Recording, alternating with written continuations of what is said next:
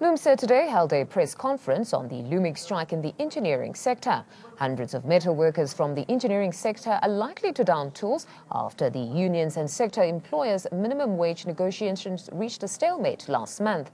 Looms stated that in the South African context, the negotiations took place amidst the spread of corruption by politicians and state capture, while the South African people, especially the working class and the poor, are confronted with the crisis of poverty, unemployment and inequality. Let's take a look at what NUMSA's demands are. The union is demanding a 15% wage increase across the board. NUMSA says this should be based on the actual rate that a worker earns and not on the minimum rate.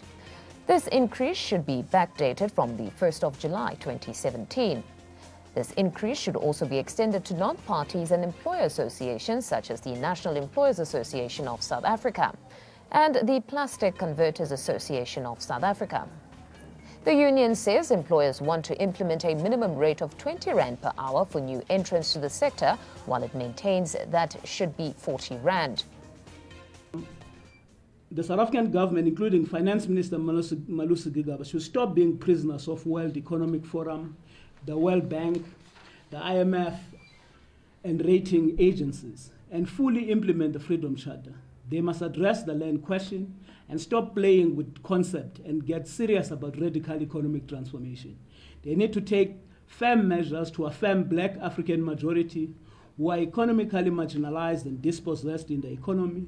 It is this context that NUMSA rejects Gigaba's attempt to appease rating agencies by championing a now open and now hidden privatization of SOEs under the disguise of non-core asset.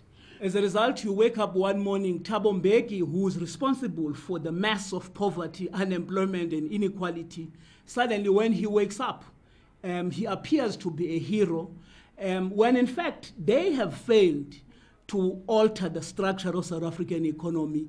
They have allowed, in fact, they did a deal with capital that basically what the ANC will do will basically allow the status quo in terms of white monopoly capital and white population to continue to accumulate. They ensure that the constitution that we have, which is a bourgeois constitution, protect the status quo. And for us, where we're sitting in this country, both the economy and the wealth, it is in the hands. We're dealing with concentration and centralization of wealth in the hands of white monopoly capital, with white population basically owning the South African economy, with black and Africans who remain at the bottom of the food chain.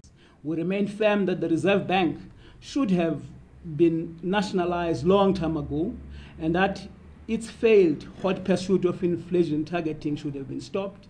Instead, the Reserve Bank should target jobs, and its mandate can't just be about protecting the value of white wealth, which remains completely untransformed.